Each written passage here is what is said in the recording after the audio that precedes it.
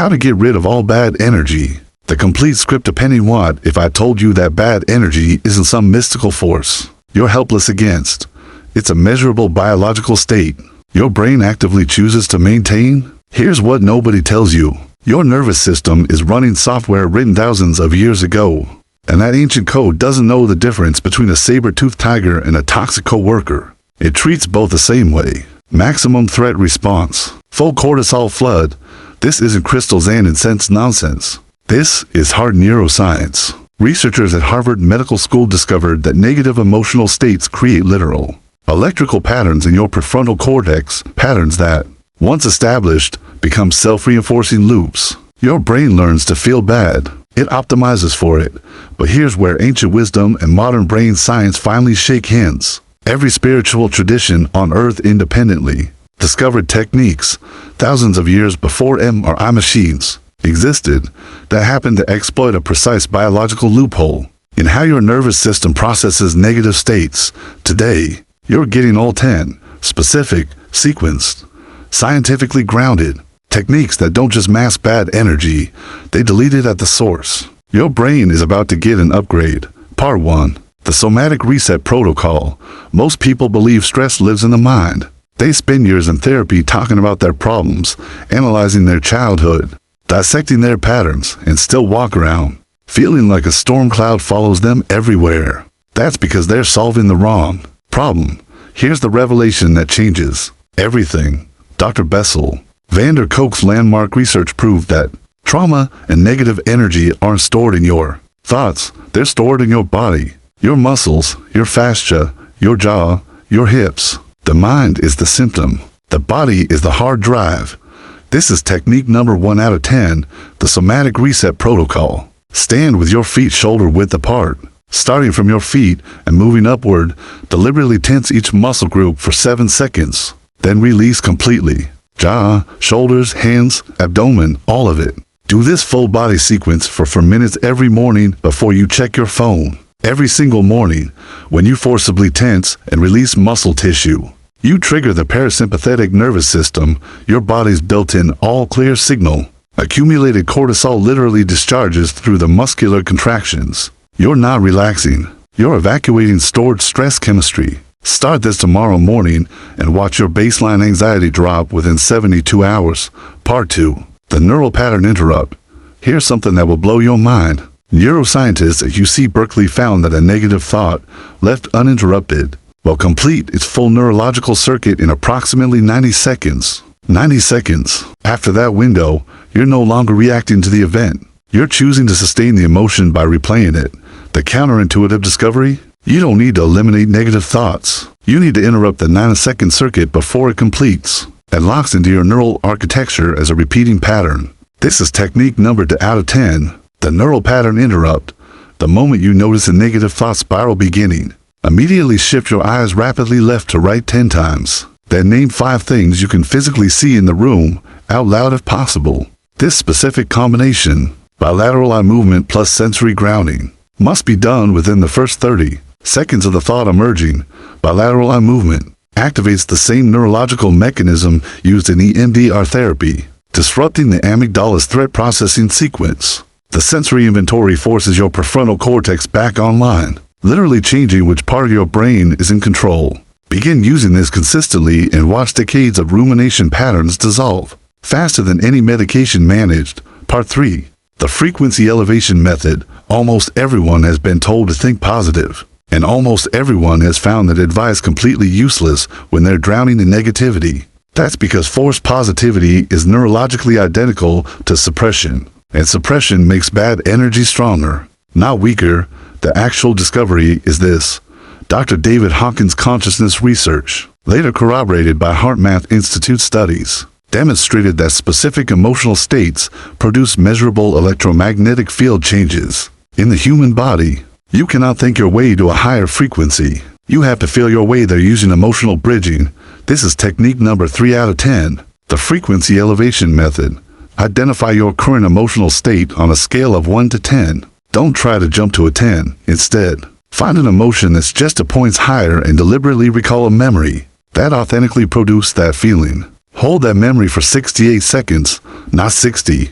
not 90, but 68, which research suggests is the minimum duration required to shift your dominant emotional set point.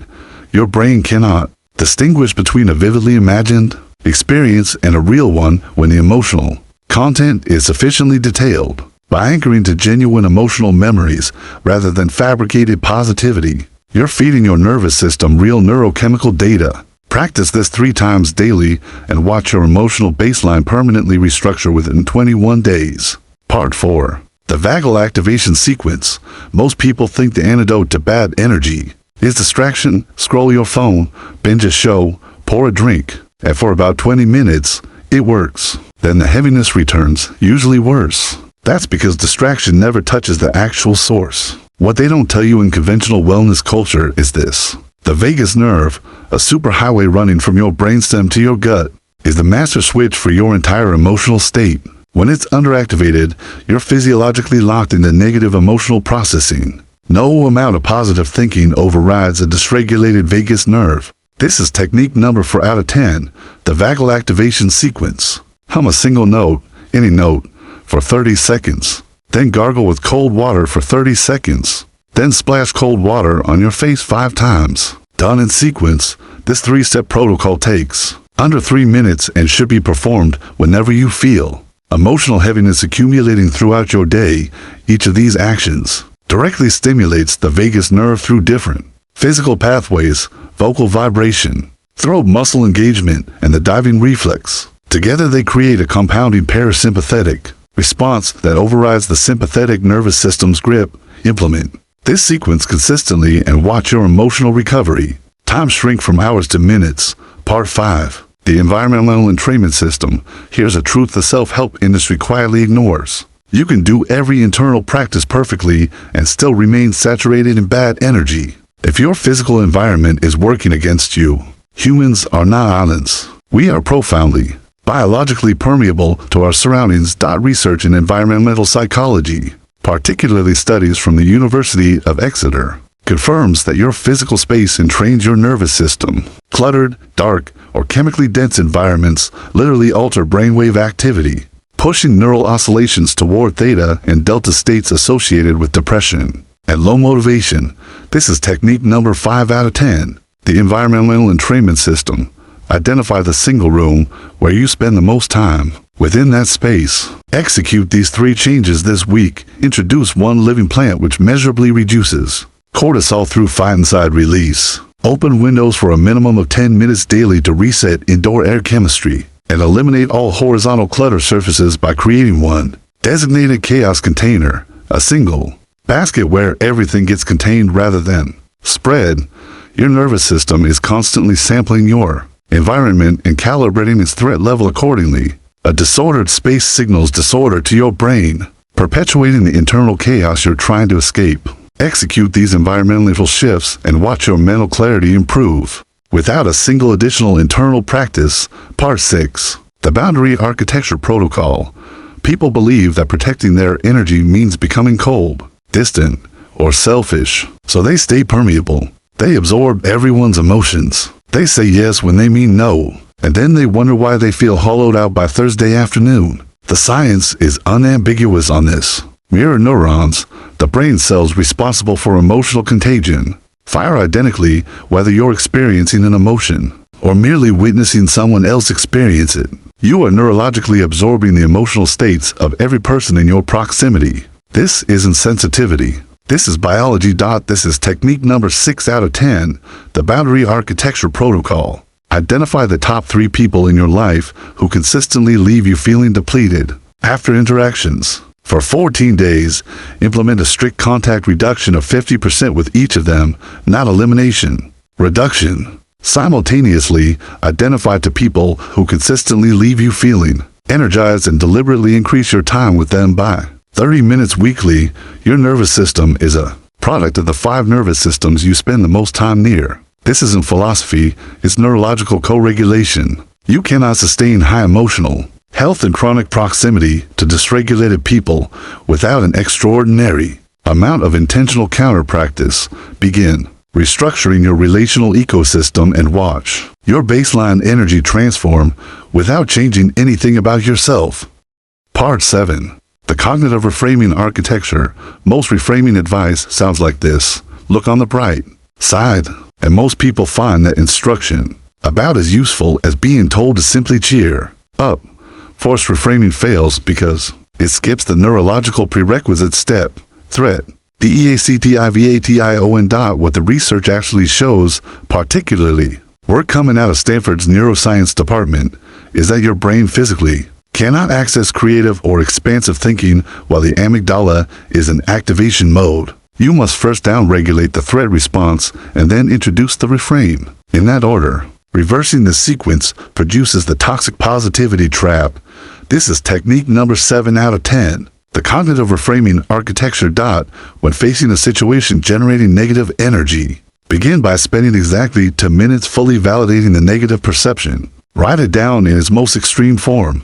Then ask this specific question: what would someone I deeply respect find useful or instructive about this exact situation? Write the answer without filtering for 90 seconds. Finally, extract one concrete action from that answer and schedule it within 48 hours. Validation first deactivates the amygdala. The third-person perspective question accesses your brain's mentalization network, the same neural circuitry used for wisdom and long-range thinking. The action deadline converts insight into agency, which is neurologically incompatible with victimhood states. Adopt this architecture consistently and watch problems that once paralyzed you become raw material for growth.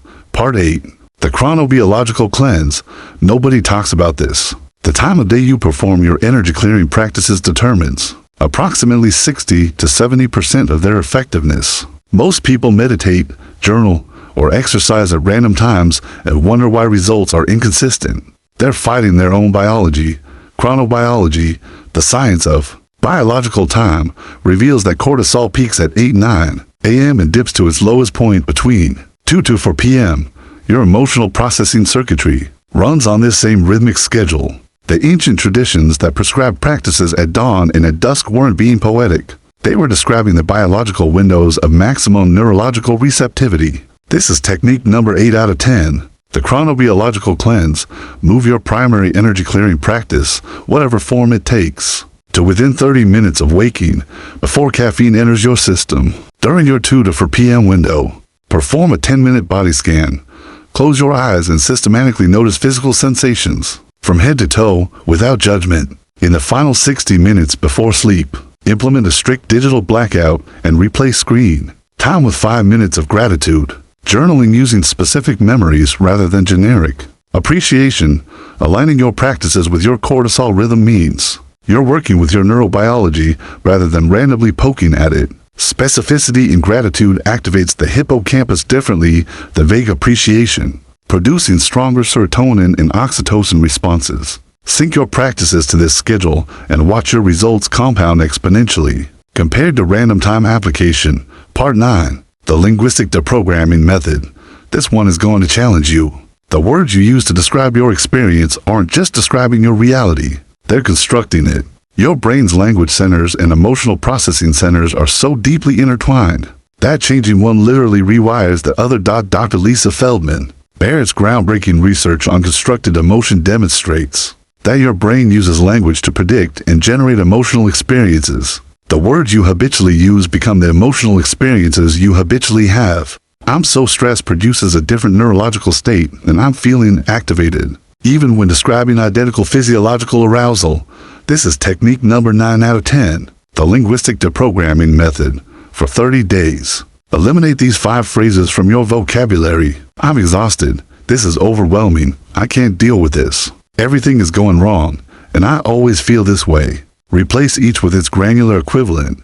Instead of I'm exhausted, identify the specific sensation. My shoulders are heavy and my concentration is fragmented. Specificity reduces emotional intensity by 40%. According to UCLA neuroscience research on affect labeling, when you label emotions with excessive drama or sweeping generalization, your brain manufactures the complete physiological experience to match the label.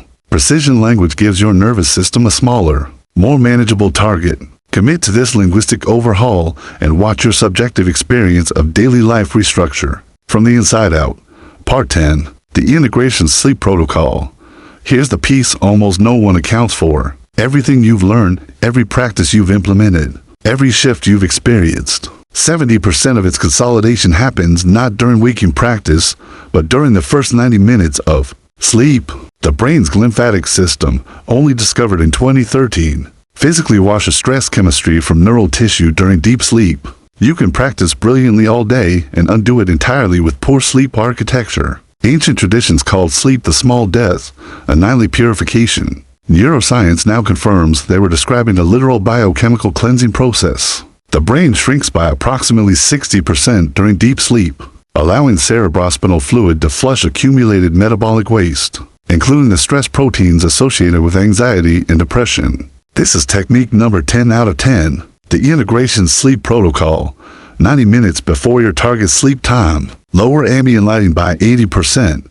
This is non-negotiable for melatonin cascade initiation. Spend 10 minutes writing tomorrow's 3 most important intentions, rather than reviewing today's incomplete tasks. Then perform for 7-8 breathing.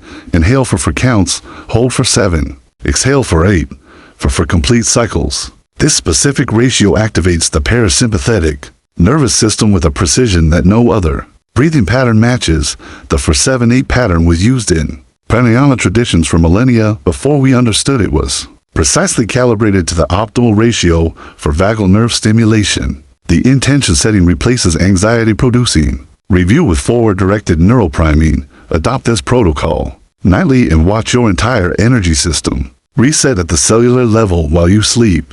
What you've just received isn't a collection of unrelated tips. It's a complete system, one that operates simultaneously on your body, your brain, your language, your environment, your relationships, and your biology's own rhythms. Every ancient culture independently developed fragments of this system. Stoics practiced somatic release. Buddhist monks used linguistic precision. Ayurvedic traditions built chronobiological practices. Shamanic cultures understood environmental entrainment. Modern neuroscience didn't contradict any of it. It confirmed all of it, with mechanisms these traditions couldn't have named but somehow knew. Bad energy isn't a mystery. It's a measurable, addressable biological state, one your nervous system was designed to move through. Now live inside permanently. You don't need all 10 techniques running perfectly from day one. Begin with the first 2. Master those. Add the third. The system compounds. Your transformation doesn't start tomorrow or next week. It starts the moment you interrupt the next negative thought cycle. 90 seconds. Bilateral eye movement. Sensory grounding. And prove to your own nervous system that you are no longer a passive recipient of your internal weather. Science has handed you the map. Ancient wisdom confirmed the destination. All that remains is the decision to move. Your future self has been waiting long enough.